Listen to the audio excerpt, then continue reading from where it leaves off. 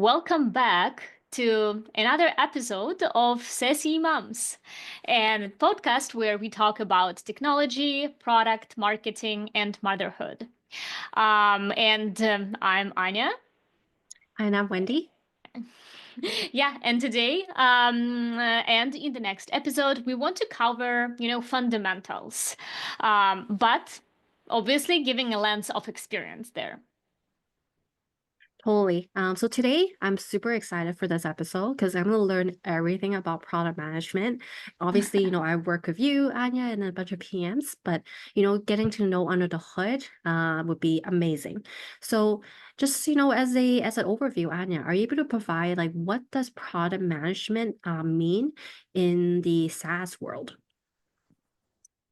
Yes, and I think it's pretty hard because, as you mentioned, the role itself varies, and Mm-hmm. it's pretty different from one organization to another organization. Um, and in addition to it, product management responsibilities are pretty broad. Mm-hmm. Um, but I think I thought about it for quite some time, and I can describe product management in one sentence.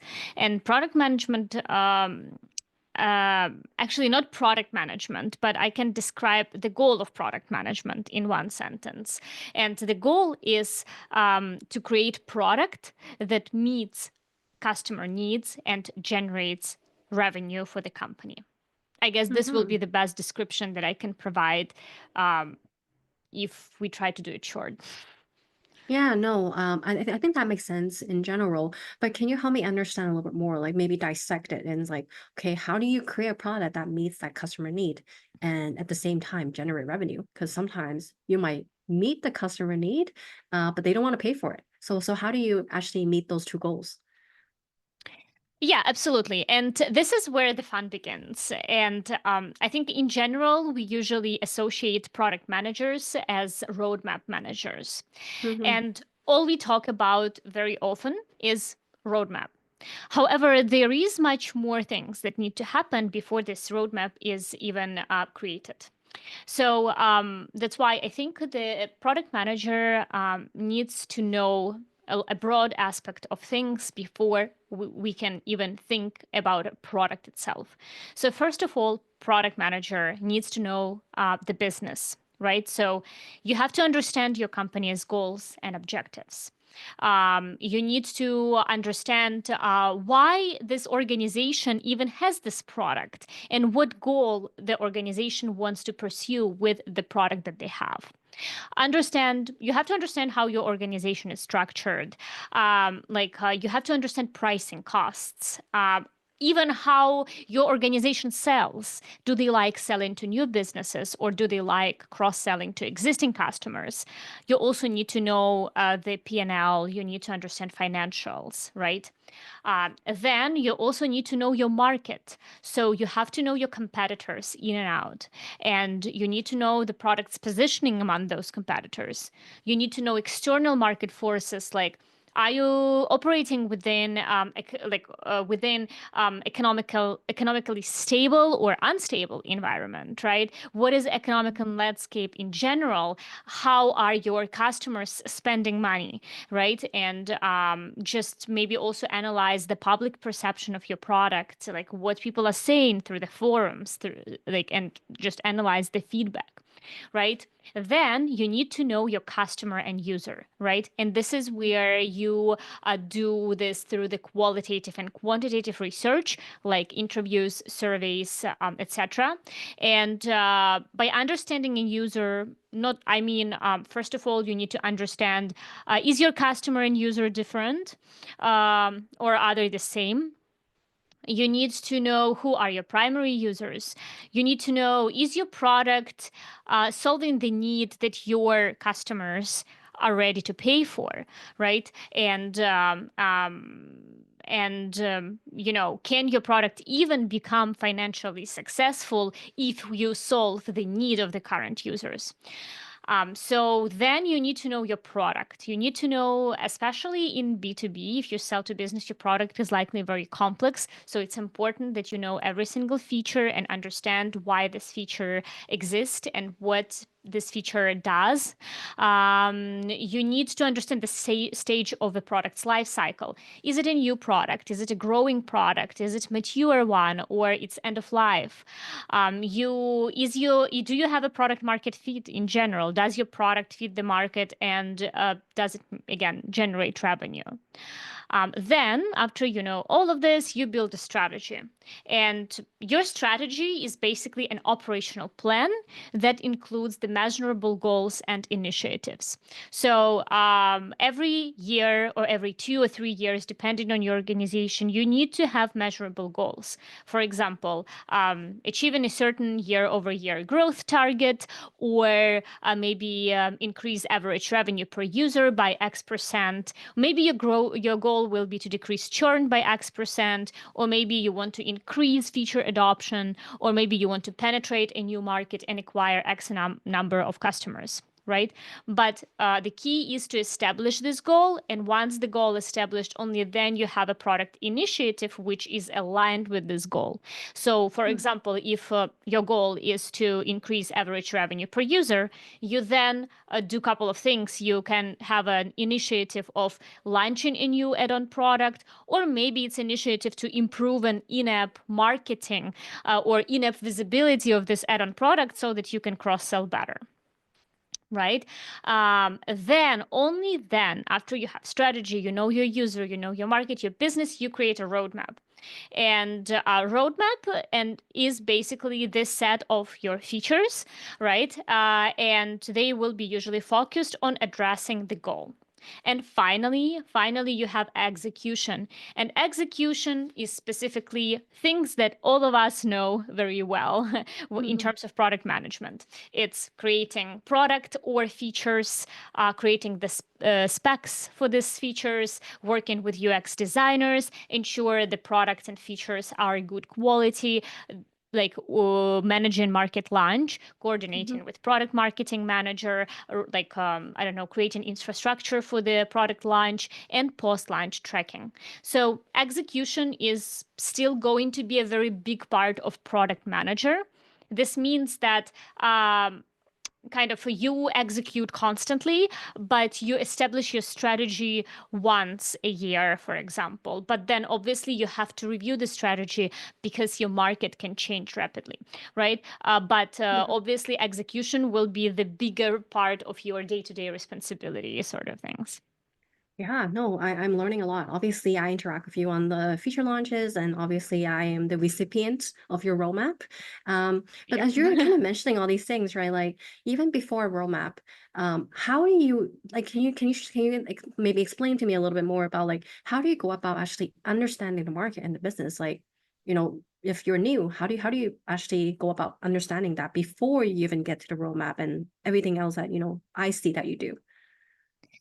Yeah, absolutely. I mean, first of all, when you come into, like, again, everything depends on the organization, right? It Mm. depends if it's a startup or already a well-established organization. So when it comes to just startup, you likely will just talk to your CEO or executive leadership, to understand the business goals, right? So it's very important, I guess, if you're a startup, for you as a PM to coordinate with the senior leadership. But if you just joined already well-established organization, of course, you have to talk to your like product leader or stakeholders, other stakeholders like senior leadership, to get this information. And sometimes you have to be your own advocate. Sometimes you have to come in and say, hey, I need this information. Please share with me and explain the reason why. Now, when it comes to market, then you just have to, again, analyze your competitors, right? So it's, of course, a learning curve. As you onboard, you will slowly get into understanding your features, into your product, understanding your market, but then just go and read like resources online, read business overviews, like market overviews.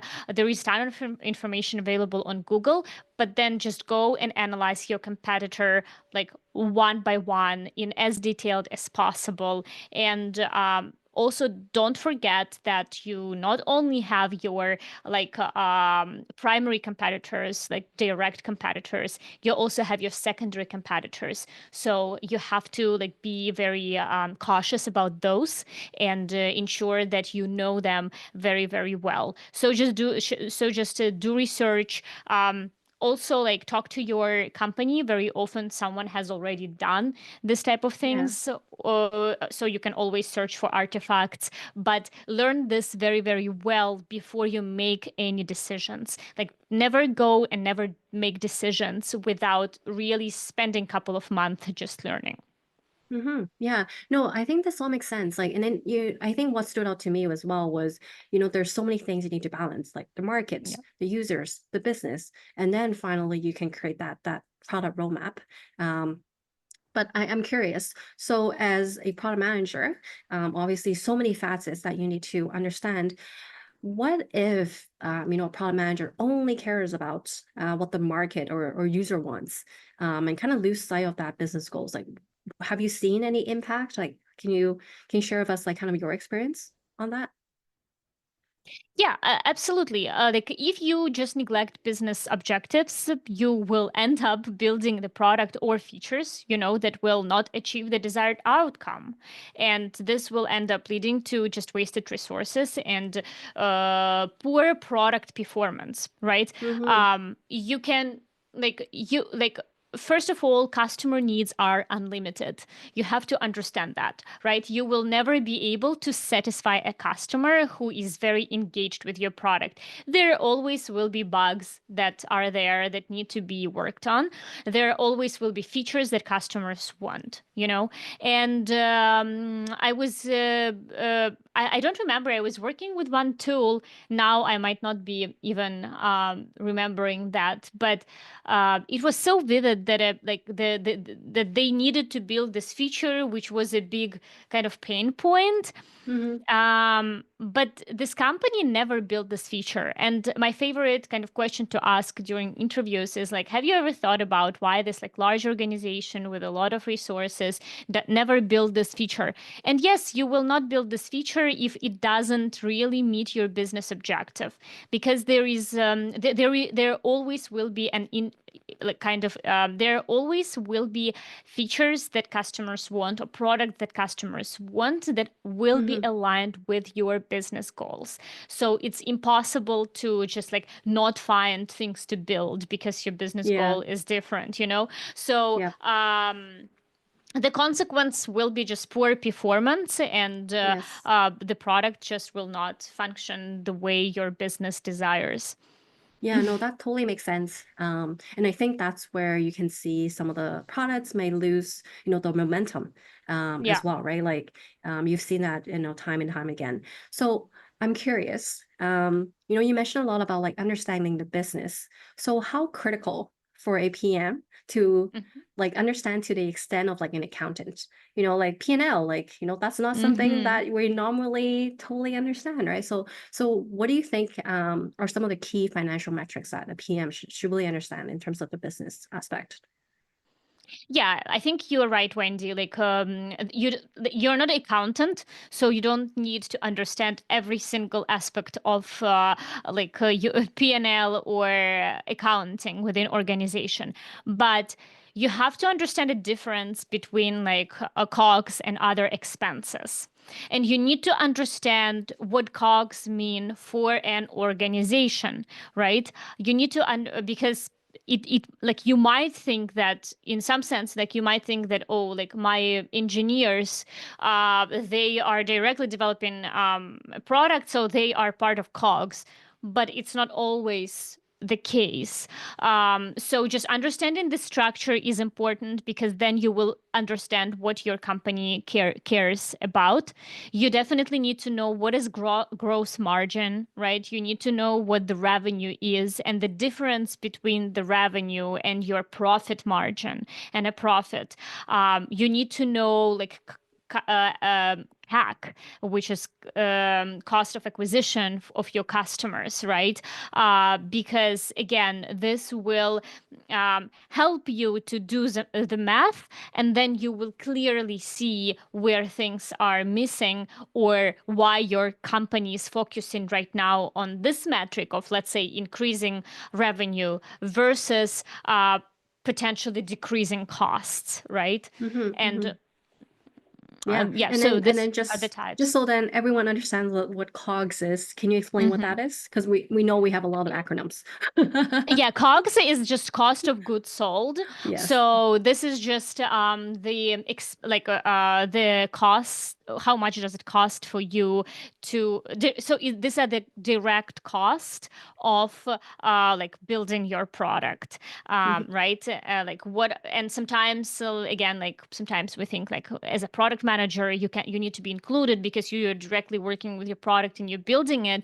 But again, in some organization it will be, but in others it will not. So yeah, understanding this type of spending and costs will just help you to think like CEO. So Yeah. Anya, like that's really interesting. Understanding the metrics that your business cares about and obviously product managers care about, and understanding like the cost of goods sold, like the cost of acquisition. I think that really plays into how you price a product. You know what, Anya? I think we should actually develop a another podcast episode on that. I think that could be its own episode. What do you think? Yeah, absolutely. I think pricing is the most interesting type of conversation for like also for product managers because it's pretty complex. It depends Mm-hmm. on again on your expense structure. It also depends on how you sell a product. So let's do another episode and talk about it in details. Yeah, yeah. Okay, so another question that kind of came to mind was, you mentioned a lot about like, okay, understanding the market, the user, and the business. I'm curious, like, how much do you care about your competitors as you're developing your roadmap, as you're developing your strategy? Yeah. So competitors, like you care about them a lot. And in my opinion, you can't just know that a competitor exists. You actually have to analyze and know your competitor like feature by feature. Um, in fact, as I already mentioned, you need to know both your primary and secondary competitors because without knowing your secondary competitors, you will end up in a blockbuster story. I think Blockbuster ignored Netflix for quite some time. They never Mm-hmm. believed that people will be interested to neglect the habit of going and renting the movies. And then now, where is Blockbuster, right? Mm-hmm. So, Mm-hmm. understanding your secondary competitors is important because it will show you the underlying market forces and potentially again redirect your product strategy and your direction and ensure that you stay on top. So Yeah. competitors is very important. In fact, competitors will also help you to understand market much better and to understand market direction before all of this like public reports are available. Yeah, no, this is a really good point. Like, if you think about like Netflix, for example, Mm-hmm. their competitor wasn't Blockbuster, to be honest, because when Yeah. they started, it was more of an online thing, so they really had more of a foresight, on like where the market are going, or what you said, the market forces, like what are customers caring about versus just looking at solely their competitors, because they Mm-hmm. really just disrupted the entire industry, right? Um, so kind of like just taking a step back, because obviously, I interact with you most of the time, in your team, but I know your team actually consists of, POs, product owners, and PMs and product managers. I'm always curious, like, what are the differences? Because to me, like, I personally don't know because I just mainly interact with you, right? So what are some of the titles differences and what are the responsibilities? Yeah. So we also actually, not in our team, but in some other organizations where I worked, we have business analysts too. And so we sort of think that business analyst, product owner, and product manager are all product roles. So let's start from business analyst. Business analyst mainly works within the realms of requirements, right? So someone else would think about the roadmap, strategy, goals, market. And once you already selected a feature for development, this is when business analyst will chime in and analyze what needs to be done and write requirements. So business analyst will really work to ensure that whatever feature you want to develop is very well written and engineers can execute on this feature. Then product owner is a person who kind of already works mainly with internal stakeholders. So they work also with engineering team, with like with engineering team, with support team, with sales team, right? And they will already execute on a roadmap, but a little bit holistically, more holistically, they will take a feature from concept and work with UX designer to create a user flow and create like a feature itself, then also write requirements, but also build this entire, like collaborate with other internal stakeholders like support, prioritize support requests, also work with sales in order to train them, to set up like demo environments, and also will be responsible for the feature launch, right? So working with product marketing managers to ensure messaging is correctly delivered to our users. But then product manager is already a person who works with both internal and external stakeholders. And by external stakeholders, I mean our customers, but also like executive team, because product manager, in addition to all of this, all of this like feature execution part of things, will also be responsible for analyzing market, analyzing business, and working and prioritizing a roadmap so that we can achieve a desired goal. Wow, that's awesome. Anya, thanks for explaining because, I think, every company has different requirements for product management, and some might not even have a business analyst. So just getting that overview is perfect. One thing I'm really curious about is obviously I'm on the recipient when you are launching a new feature, but what goes into, launching a feature? I know there's no requirements and all that. Can you explain a little bit? Because I'm curious. Yeah, so you are asking about the like what type of requirements are good, or Yeah, like maybe just walk us through like, what does a requirement look like? Like how do you communicate that to a development team? And then like what makes a good one, what makes a bad one? okay. What should people watch out for? Maybe just an overview. Yes. So writing requirements, honestly, was my least favorite activity as a product manager. And I can truly say that I hated it. But you have to do it well if you want to achieve the right outcome. And there are different philosophies out there on how features need to be designed. Some companies involve engineers in order to design a solution, meaning a feature. Some companies don't. And Mm, personally, I come with a philosophy that only product managers can determine how a product or a feature needs to function. And there is a simple reason behind it, is that product managers or business analyst or product owner, doesn't matter, they are the ones talking to customers. They are the ones who can test those features with customers. Engineers, unfortunately, don't do it, right? Engineers are great, they are very smart, we love them, but they don't really communicate with customers. That's why they should not, in my opinion, they should not be involved there.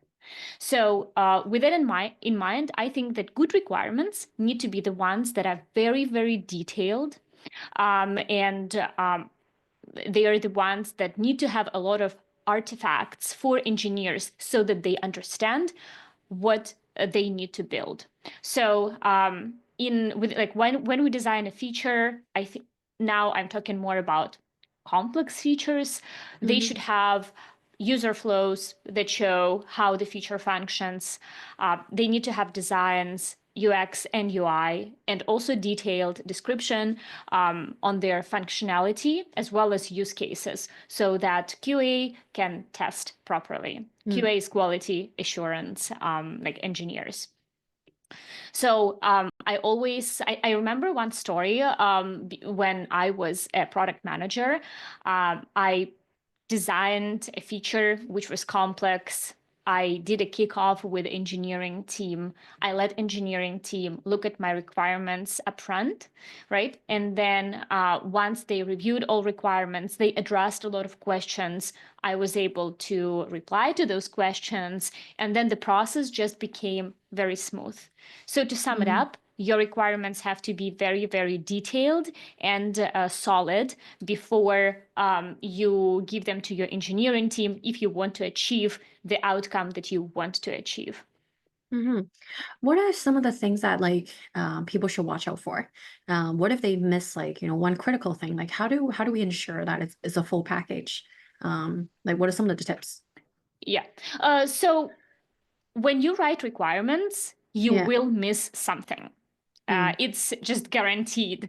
You can't think about everything, but but there are some tips. So, for example, if you have multiple product managers within your team, build a culture where different product managers review your requirements, because multiple brains allow for more, you know, for better brainstorming, and you can miss one use case, but another person might think about this use case. Same with engineering team, right?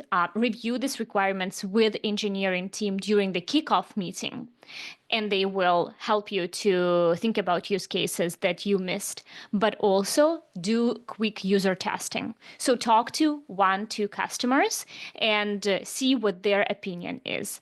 And once you review these requirements with all of these stakeholders, customers, engineers, maybe even your boss, other peers, the chance of missing critical use cases will significantly decrease. Makes sense. Yeah, no, totally makes sense.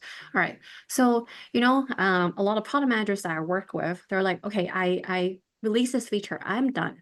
I've done my job. Where do you see, PM's role is in terms of like feature launches? Yeah, and we will cover this, I guess, with you in the next episode because Yeah. we work on feature launches together a lot. Yes. But yeah, and I'm honestly sometimes surprised to hear that some product managers are not as engaged in a launch as they honestly should, because launch is one of the most feature launch or product launch, one of the most critical activity for product managers, right? So product managers' role there is, first of all, to determine how do we launch this feature? Do we do like a beta or do we do full release? Then you have to drive the preparation of all materials, right? You have to manage knowledge base articles.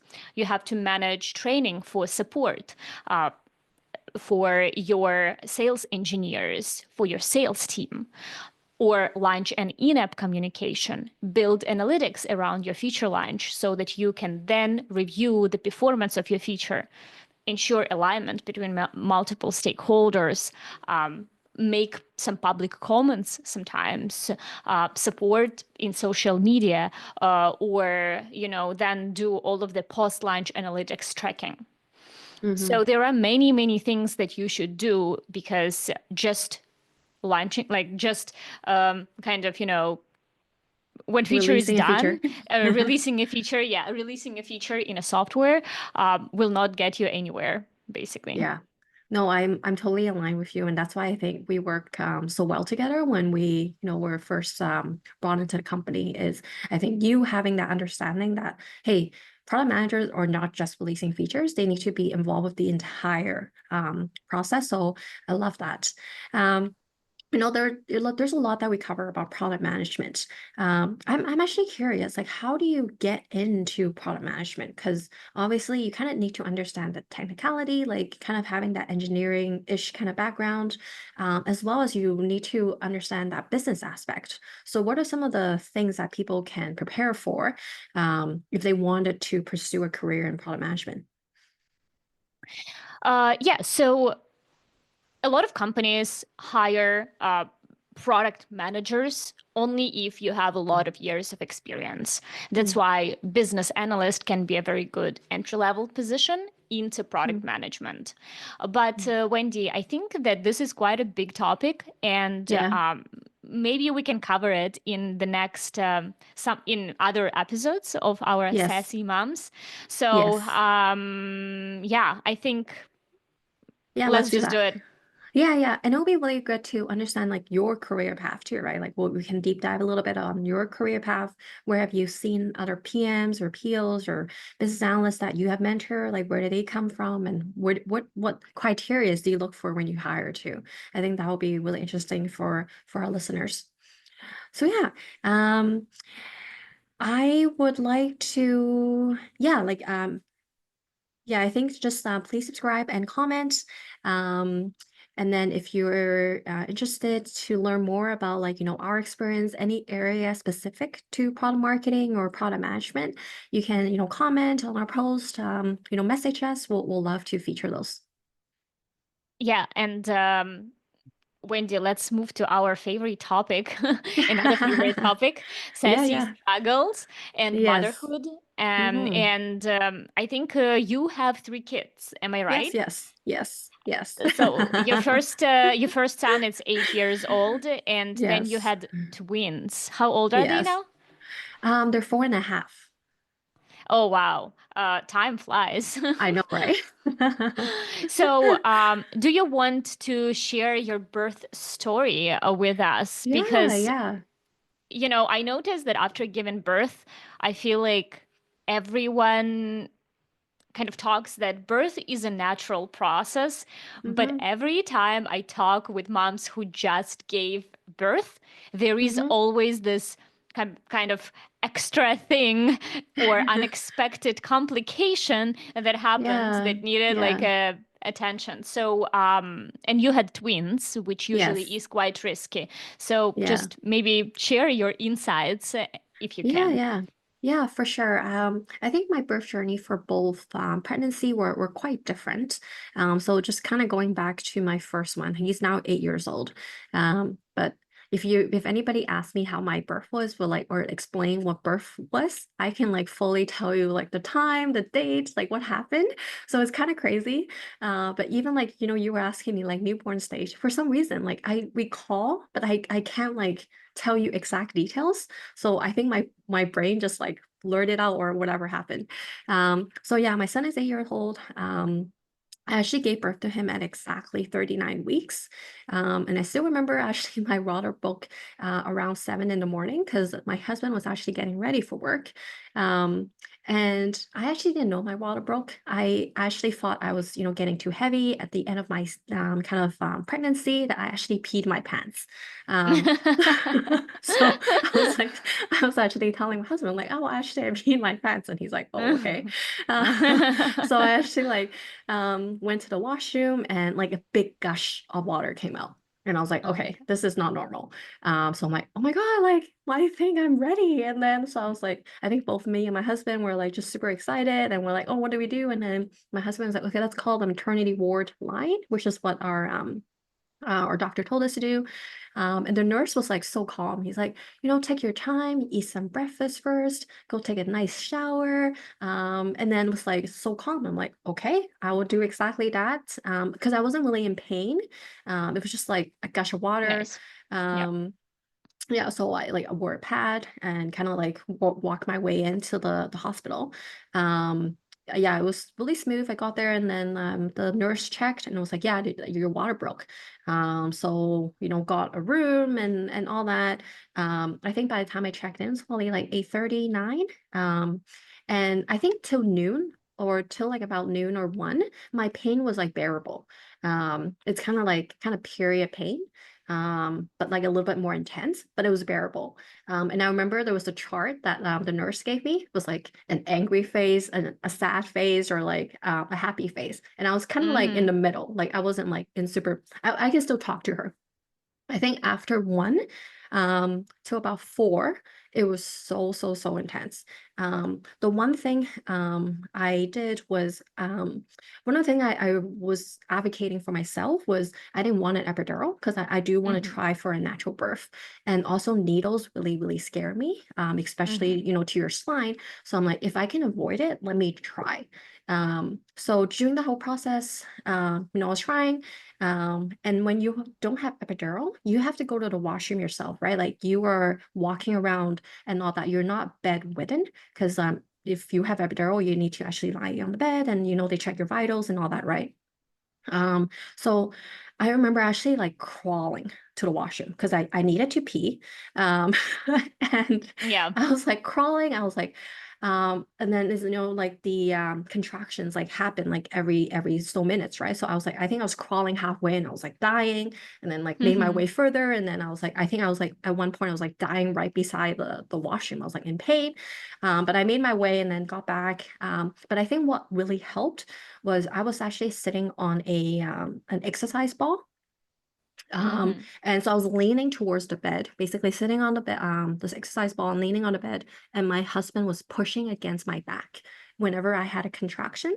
So that helped me like kind of manage my pain. Um, and then the other thing that I actually tried was laughing gas.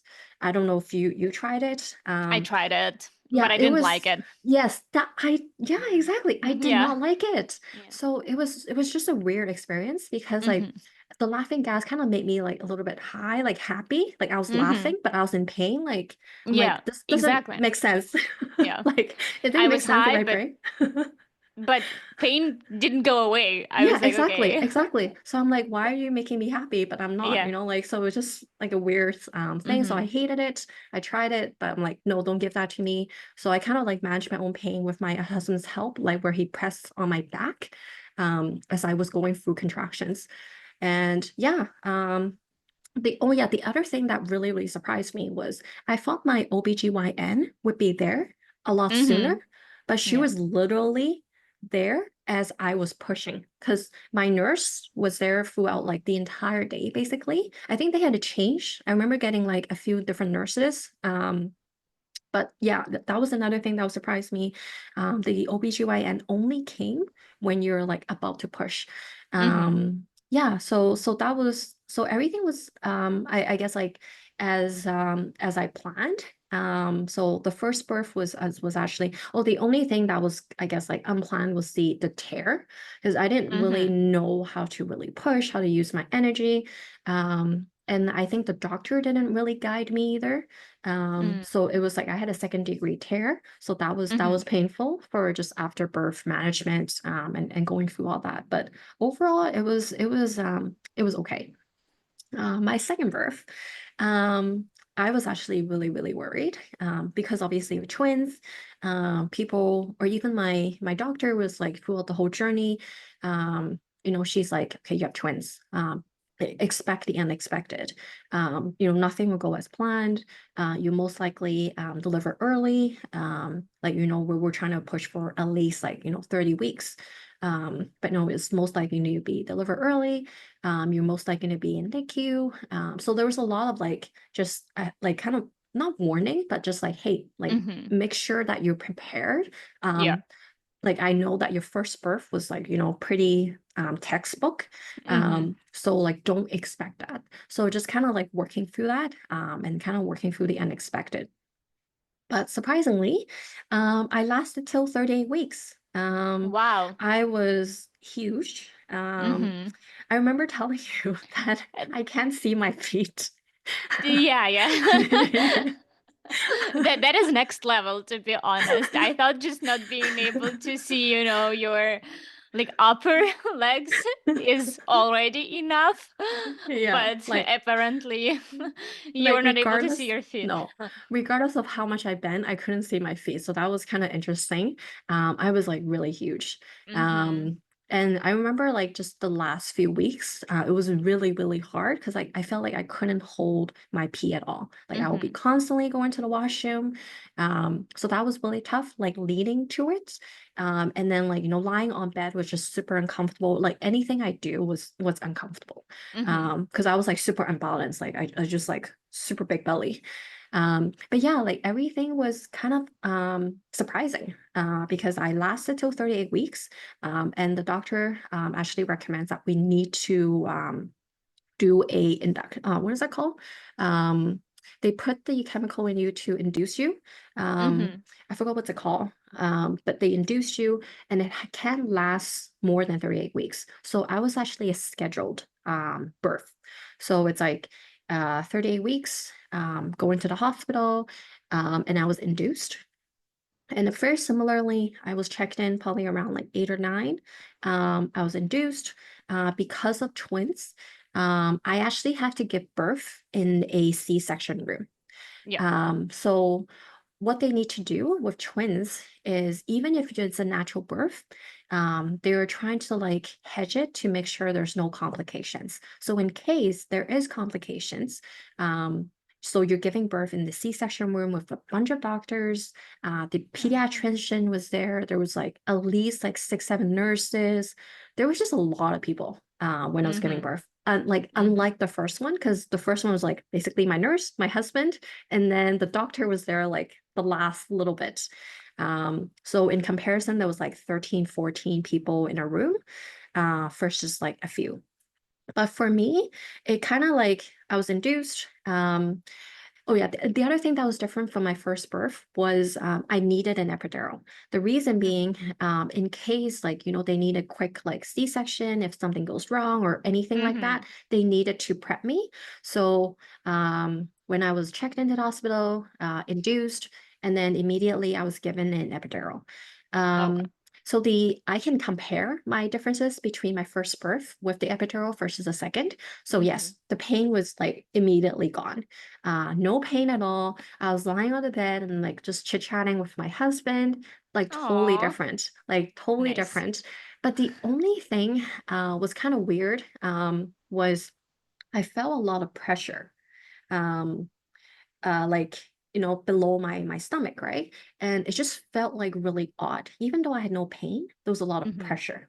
Mm-hmm. So I even like probably around noon was when I was asking my nurse because they were supposed to check in on me, like how much I dilated and things like that.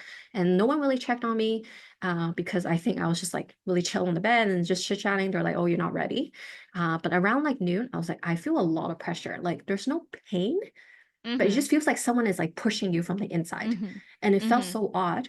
And then my nurse said, okay, let me check you. And then she was like, oh, I think you're like fully dilated. It was like Mm-hmm. within like 3 hours or whatever it was. And then my doctor came back is like, what, you are? So they were like kind of like all surprised. They weren't even ready for me. They were like, Oh, oh, like wow.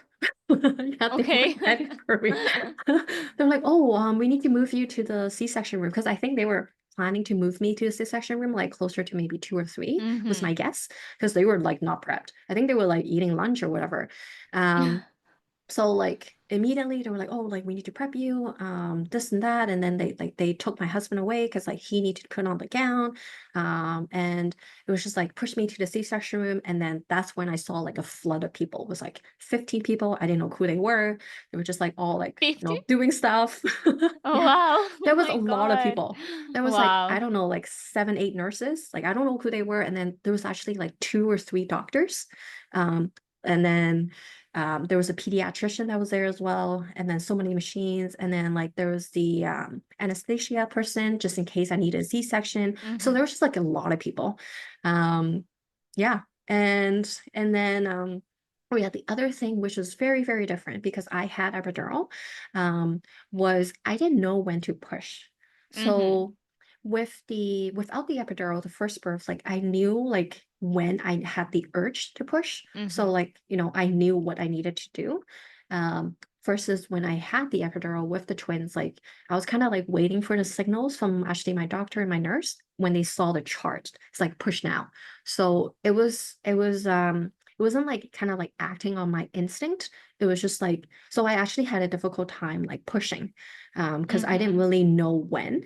And when they told me when, it didn't feel like I needed to. So it just like felt a little bit odd, Oh, in that okay. sense. So that's just my experience like with epidural and without, and how all that went.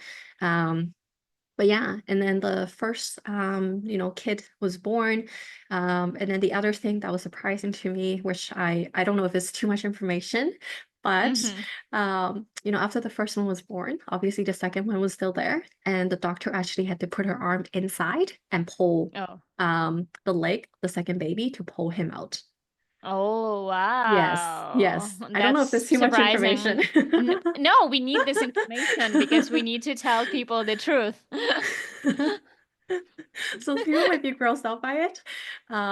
So just FYI, like I did share everything. Because I Interesting. think every time I tell that story, people are like, what? Like she stuck her hand. I'm like, Mm-hmm. yeah. She actually had like an X-ray thing, knowing where kind of the baby is, like on my Mm-hmm. tummy. And then she basically had her hand and then grab one leg and pull him out. Wow. That's interesting. Before like I before having my first pregnancy, I always wanted to have twins. But then understanding all of these complications and even how the birth is planned based on what you told us right now, Yeah. I'm like, oh, well, twins sound too much. Twins is too much. Yeah, it is. And actually, kind of like a just a side story. Mm-hmm. When I actually found out I had twins, it was doing an ultrasound, right? And then my husband was sitting directly across from me, and the technician was doing all these things. And then he was like, I got a surprise. And I'm like, what could be a surprise to me at like 6 weeks, Mm-hmm. right? And obviously he sounded happy. I didn't even think, like, nowhere did I go that was twins, because I didn't even know twins went in my family. So when he told Mm-hmm. me, so he actually labeled the picture, the ultrasound picture, like twin A or baby A and baby B. My Mm-hmm. husband saw because he was directly across, right? So he was like smiling and laughing, and no one told me what was going on. So at Mm-hmm. the end, the technician said, he's like, "Oh, you're expecting twins." I'm like, "What? What do you mean?" Like, I was like, "Can you double check? Like, what do you mean?" Yeah. I was in shock. Like, I think for Crazy. like the longest time, and I think I immediately called my mom. My mom was shocked. Like, no, we didn't expect twins. So Mm-hmm. that was eye-opening. It took me a while to kind of get ready for it. Because I was like, well, the first one was hard. Like, sleeping was hard. It was so hard. Like, everything was hard. Like, I still have that Yeah. vivid memory of like everything being so hard. And then now Yes. there's two. I'm like, how am I ever gonna do this? And I really didn't want to be a stay-at-home mom, right? Like, I wanted to Mm-hmm. work, I wanted to do all that. So I'm like, how am I able to do all that? That was when, yeah, I was like, how am I gonna do this?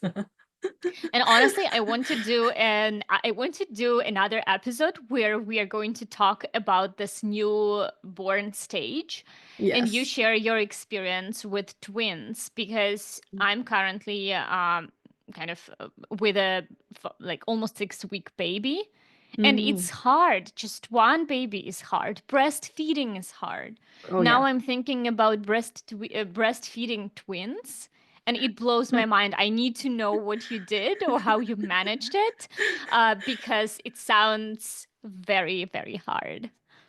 Yeah, it's to be honest, like like I said, I remember my birth very vividly, but for some reason, like the newborn stage, I remember moments, but I don't remember like my days, which is bizarre.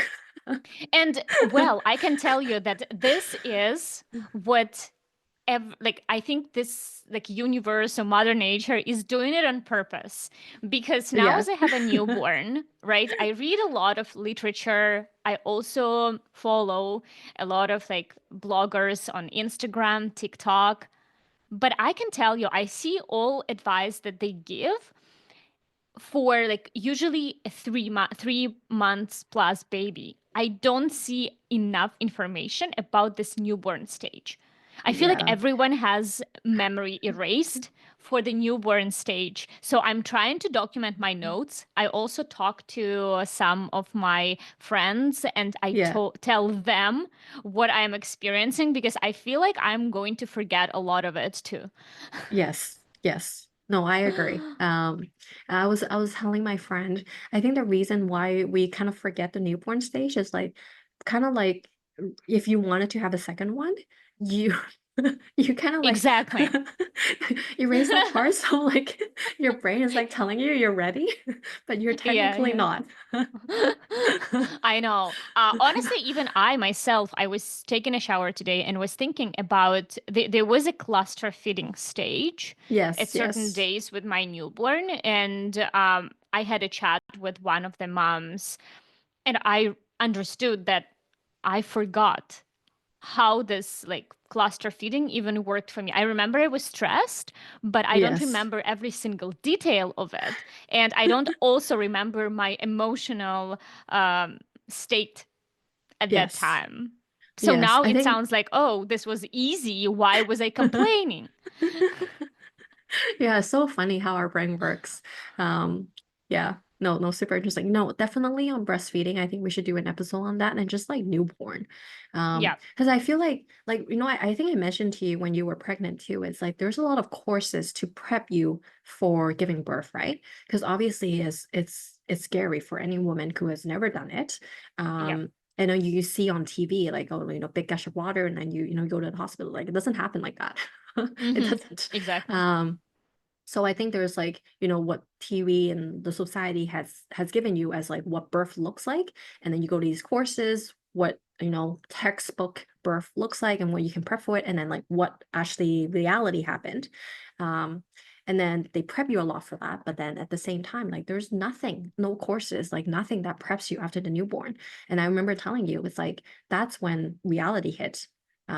There's so much stuff that you just need to learn on the go, and hopefully you don't mess up too much. This is so true. Anyways, I think let's leave a lot of juice for the Hmm, next episodes. yeah. And as for now, please, everyone, do connect with us on the Instagram. And remember that if you enjoyed today's episode, don't forget to subscribe, rate us, leave a review, leave your comments, and also brainstorm ideas and topics that you want to talk about in the future episodes for both technology and motherhood. All right. Well, should we try it again in Yes. sync? All right, 3, 2, 1. Bye for now. Bye for now. Anya. I did it in my on my